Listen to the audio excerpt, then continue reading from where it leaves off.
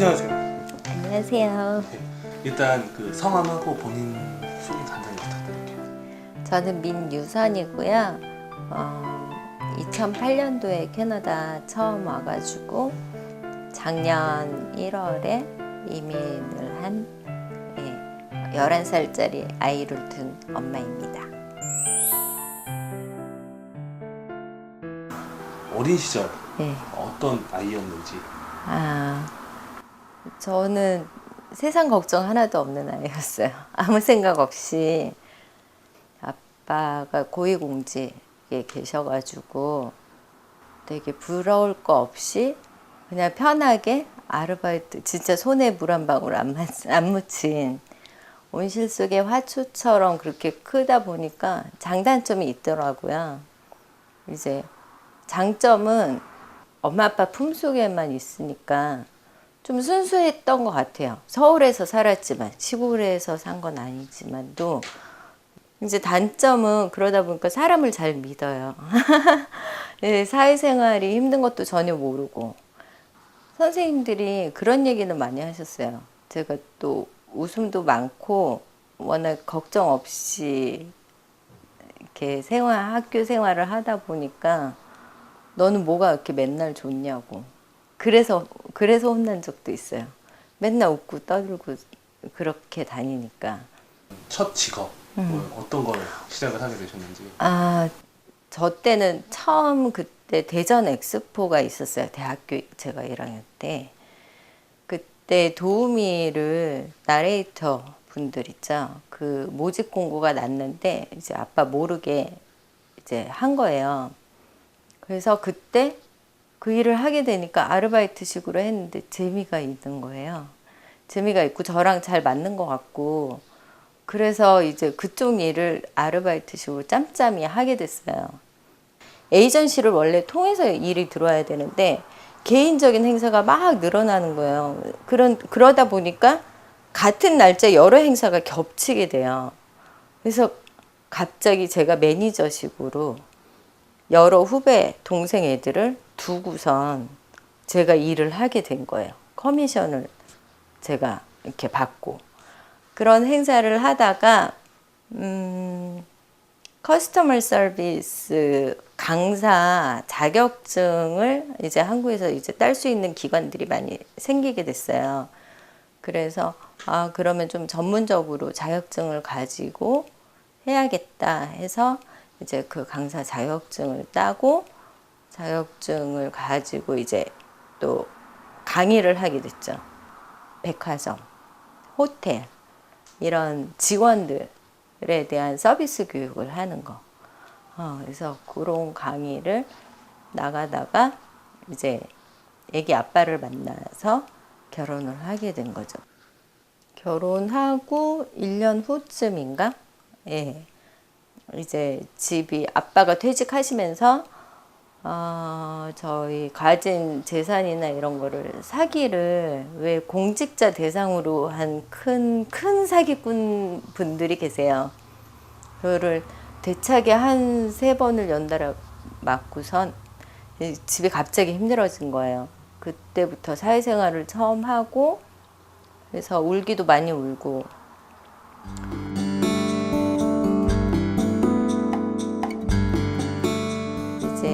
행사나 이제 업체 광고주분들이나 남자분들을 많이 접대를 하게 돼요. 그 접대라는 게 뭐 특별한 건 아니고 식사 같이 하면서 이제 얘기를 하고 그 자리에서 결정을 짓고 이런 부분들이 생기니까 결혼을 하고 그거를 이어가기가 한국 사회에서는 힘들더라고요.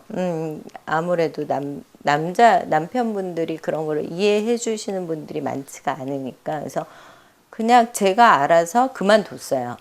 그만두고 또 전혀 이제 관계가 없을 것 같지만 유치원을 하게 됐어요. 그래서 아이를 가지면서 결혼 생활을 하기에는 이게 적당한 직업이겠다 싶어가지고 제가 이제 처녀 때 그렇게 이렇게 모아온 거랑 한 30% 자금에 70% 남의 돈을 끌어다가 하게 됐어요. 그래서 1년 동안은 수입이 없었어요. 없었는데 저는 그 1년 동안 계속 쏟아 부었어요. 왜냐하면 이거에 대한 자신감이 있었어요, 저는. 자신감이 있다 보니까 쏟아 붓는 돈이 아깝지가 않더라고요. 근데 딱 1년이, 만 1년이 지난 그 다음 해에 더블을 친 거예요. 원생수가. 그래서 전체 한국 짐보리 센터가 지금 한 70개 정도 있는데 그 중에서 제가 1등을 했어요. 전체 센터 중에서. 그 해마다 그 어워드가 있는데 저희 센터가 제일 많이 발전을 했다고 해서 퍼센테이지로 이렇게 하거든요.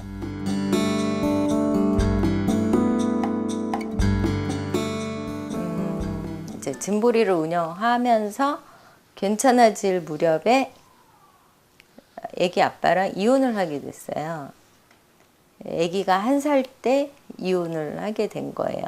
그래서 아이가 6살이 되던 해에 제가 이제 그때는 이제 진보를 하면서 조금 잘 나가시는 분들 모임에 이렇게 같이 합석하게 되는 부분들이 많이 생기게 됐어요.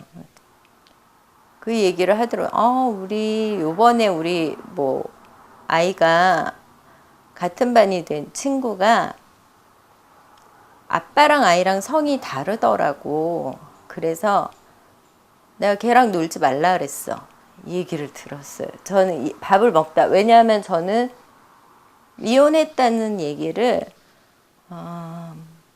정말 친한 사람 외에는 아무한테도 얘기 안 했었거든요. 아무래도 한국 사회가 그거 자체를 굉장히 부정을 하고 안 좋은 시선으로 바라보기 때문에 내가 상처를 받고 내가 돌을 맞을지언정 우리 아이가 왜 저런 이유로 따돌림을 받아야 되고 이거는 너무 합당하지 못하다라는 생각이 들었어요. 그 길로 제가 캐나다를 그냥 막연하게, 왜냐면은 미국이 됐든 호주가 됐든 다른 데는 여행으로라도 많이 가봤었는데 캐나다는 와본 적이 없었어요. 막연한 동경이 있었는지 모르겠지만 아이랑 단 둘이 한번 와봤어요. 아이를 이제 인터내셔널 스튜던으로 해서 학교에 들여보내고 저도 그 동안에 ESL 학원 다니면서 나도 살만한 곳인지 아이도 살만한 곳인지 그거를 보려고 왔는데 1년을 있었는데 아이가 너무 적응을 잘하더라고요. 1년 있다가 다시 한국 가서 다 이제 모든 거를 진짜 다 접고 다 정리를 하고 근데 그냥 왔어요. 나랑 애기랑 살려고. 아이에게 상처를 주고 싶지 않아서. 처음이 굉장히 좀 힘들었을 것 같아요. 여러 가지 뭐 언어 문제라든가 여러 가지로 어떠셨는지.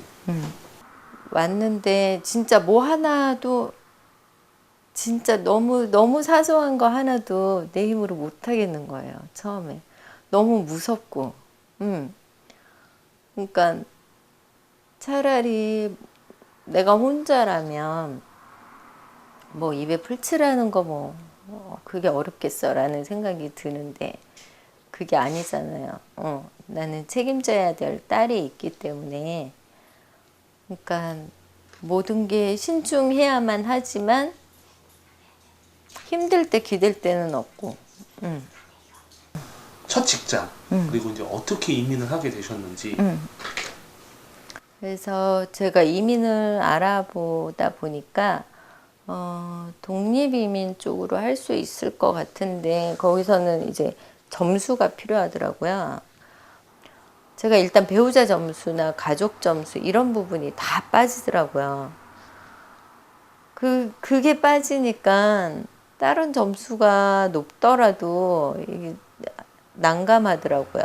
그래서 그럴 경우에는 워킹 이제 월퍼밋을 받아야 되는 상황이라 그럼 10점이 추가가 되고 근데 월퍼밋을 받으려면 식당 쪽에서 많이 내준다. 하지만 그 스폰을 해주는 데를 찾기가 쉽지는 않다.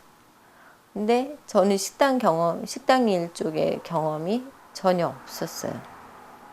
전혀 없어서 그때 제일 다운타운에서 제일 잘 나간다고 하는 한국 식당에 그냥 무조건 찾아가서 제발 저희 식당 일이 어떤 건지만 가르쳐 달라고 부탁을 드려서 하루에 5시간씩 나갔었어요. 나가서 뭐 처음에 뭐 파다듬어라, 뭐 씻어라, 뭐 깎아라, 뭐 밥퍼라 이런 잔심부름 같은 거 있잖아요. 그런 거를 했어요. 하고선 식당 일이 대충 이렇게 돌아가는구나 하고서 이주공사에다가 얘기를 했어요. 식당에 스폰 좀 구해달라고요. 그래서 가게 된 곳이 스시집이에요. 일단 넣었어요. 레모를 넣었는데 그때가 마침 이제 밴쿠버 올림픽이 끝난 직후에 이제 실업자들도 많아지고 막 이러다 보니까 외국인을 고용을 안 하려고 하는 그런 정책들이 많이 나와 있는 바람에 제가 월퍼밋을 리젝을 외국인이란 사유로 리젝을 한 3번을 받았어요. 근데 그 3번 리젝 받는 게 한 1년이 지나더라고요. 그때 마침 제가 다운타운에서 저 돈 안 받겠으니 그냥 일만 시켜달라고 했던 사장님, 사모님 4분이 연락이 오셨어요. 식당을 하나 오픈을 하게 됐는데 네가 와서 도와줬으면 좋겠다 얘기를 해주시는 거예요. 그때 딱 일주일 일했었거든요. 일주일 하고 감사합니다 인사드리고 그러고 나갔어요. 혹시 모르니까 연락처 하나 남겨놔라 하셔서 연락처를 남겨드렸고 근데 저를 찾으시더라고요. 그렇게 많이 식당 일을 하는 사람들을 제쳐두고 저는 무조건 하겠습니다 했죠. 그렇게 해서 그분들이 이제 도와주셔가지고 예, 월퍼밋 신청이 들어가고 이제 그걸로 제가 독립이민을 신청을 하게 된 거예요.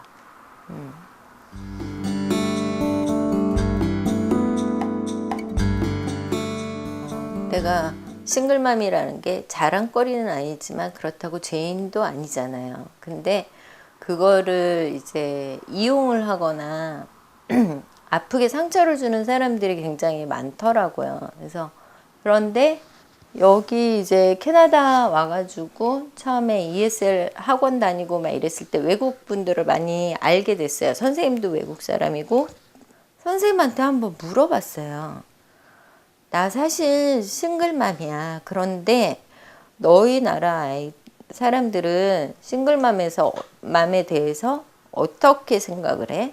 우리 학교 매니저도 그렇고 우리 선생님 중에 누구도 그렇고 우리 엄마도 그렇고 노바디 케어야 그거는. 아무도 상관을 안 해. 네가 왜 그거를 신경을 써야 돼? 그런 생각하고 살지 마. 이러면서 선생님이 되게 많이 저한테 용기를 많이 줬어요. 그래서 여기 아이들은 뭐 진짜 그렇게 생각을 하는구나. 그런 거에 대해서 전혀 상관을 안 하고 그러는구나 라는 마음에 너무 마음이 가벼워지고 편해지고 그런 게 좋았어요. 좋았는데 한국 여기서 한인 사회에 알고 지낼 일들이 생기잖아요. 그러면은 또 똑같이 한국에서 당했던 그런 안 좋은 기억들이 생각날 정도로 그렇게 이제 말하자면 쉽게 대하시는 거죠. 제일 화가 나는 부분이 내가 만약에 남편이 있다면 저렇게 나한테 얘기했을까?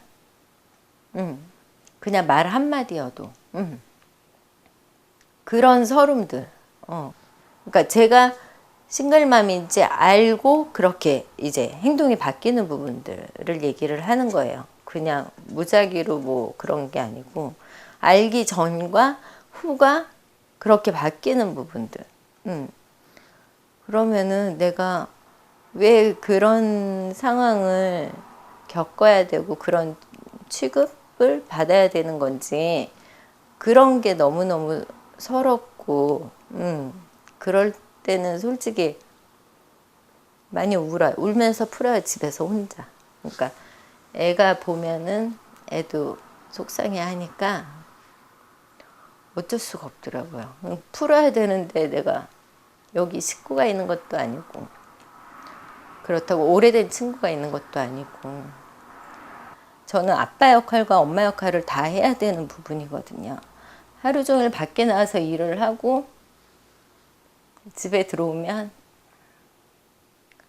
의자에 잠시 앉아서 쉴 시간이 없어요.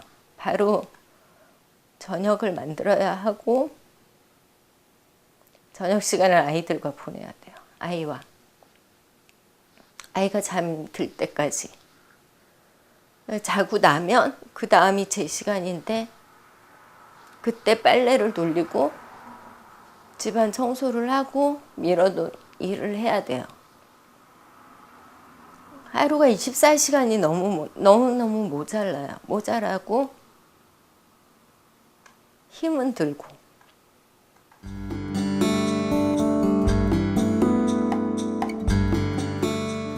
일을 해도 꼭 아이는 챙겨야지 직성이 풀리는 성격이라 풀타임 잡을 잡게 되면 아이가 혼자 있는 시간이 너무 많아질 것 같은 거예요. 그러면은 어떻게 하지 하다가 이제 메트로타운 몰에 매대를 알아보게 됐어요. 그래서 매대를 갖고 있으면은 아르바이트를 쓸 수 있으니까 내가 일을 안 하겠다는 거는 아니지만 어쨌든 좀 플렉서블하게 조절을 할 수가 있겠다. 아이를 케어하는 부분에 대해서.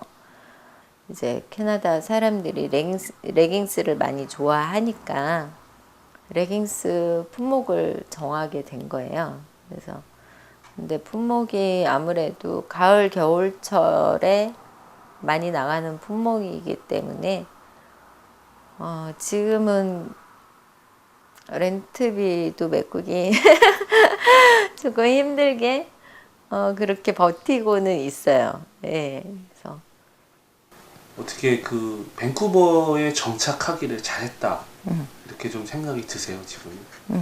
밴쿠버라는 도시가 아이 교육과 뭐 이런 부분에 대해서는 제가 생각하는 이상적인 교육의 도시인 것 같아요.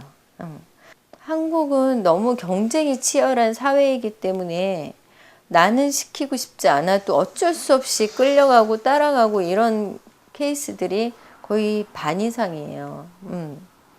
근데 이곳은 아이가 배가 아프다고 교장 선생님이 연락이 와서 2번 학교를 간 적이 있었어요. 저 처음에 오자마자 영어 하나도 못 알아들었을 때 가서 2시간 설교를 듣고 왔어요. 교장 선생님한테. 아이가 배가 아프다 그랬다고. 두 번째 때. 근데 그 설교를 듣고 진땀을 빼고는 왔지만 이게 참교육이라는 생각이 들더라고요. 너무 감사했어요. 내 아이를 소중히 생각해 준다는 그런 느낌을 받은 거죠. 그러고 이제 공부 같은 경우도 한국 같은 경우는 방과 후에 집에서 해야 될 숙제나 이런 것들이 굉장히 많아요. 그래서 엄마 손이 많이 가게 돼 있거든요. 그러니까 맞벌이 하는 엄마들이 굉장히 힘들어해요. 근데 저도 일을 하는 엄마지만 학교에서 숙제도 다 학교에서 해요. 여기는. 내가 그랬어요. 야, 너희는 일기 안 쓰니 여기서? 집에 와서 일기를 쓴 적이 없는 거예요. 엄마 학교에서 맨날 쓰잖아. 집에서 하는 거는 리딩밖에 없어요. 책 읽기가 모든 숙제 다예요. 이것만큼 이상적인 교육이 어디 있을까 싶은 생각이 드는 거예요. 내가 이민을 하면서 들인 시간과 경제적으로 이제 많이 손해를 봤으면 손해를 보게 되거든요. 그런 것들도 나중에 내 노후를 미리 샀다고 생각을 하자. 여긴 노후가 굉장히 보장돼 있는 사회잖아요. 그러면은 우리 아이의 교육과 내 노후를 건졌으면 그럼 더 이상 바라면은 나쁜 거 아닌가. 도둑노심보 아닌가. 그래서 그렇게 만족을 하고 또 싫은 점을 또 끄집어내기 시작하면 한도 끝도 없을 것 같아요. 사람 욕심이라는 게. 그래서 좋은 것만 보고 사는 게 내 생활에도 도움이 될 것 같아서 그냥 그 부분을 감사하고 살고 있어요. 앞으로의 어떤 계획을 갖고 계신지? 제가 2월에 오픈했거든요. 근데 수익을 못 보고 지금 끌고 가는 부분을 남들 같았으면 벌써 접었을 거예요. 근데 저는 비전이 있다고 생각을 하기 때문에 그래서 이게 계속 잘 갔으면 좋겠고요. 크게 걱정은 안 해요. 씩씩하기 때문에 뭐래도 하고 먹고 살 거예요. 예. 지금까지 너무너무 밝고 예쁘게 잘 커줘서 엄마 너무 고맙고 다른 친구들 같은 가정을 못 줘서 너무너무 미안하고 하지만 이거는 네가 헤쳐나가야 될 길인 것 같아. 누구나가 같은 조건에서 살아갈 수는 없더라고. 엄마는 지금도 그냥 다빈이랑 같이 있는 것만으로도 행복하니까 우리 앞으로도 이렇게 행복하게 씩씩하게 잘 살자. 사랑하고 건강해.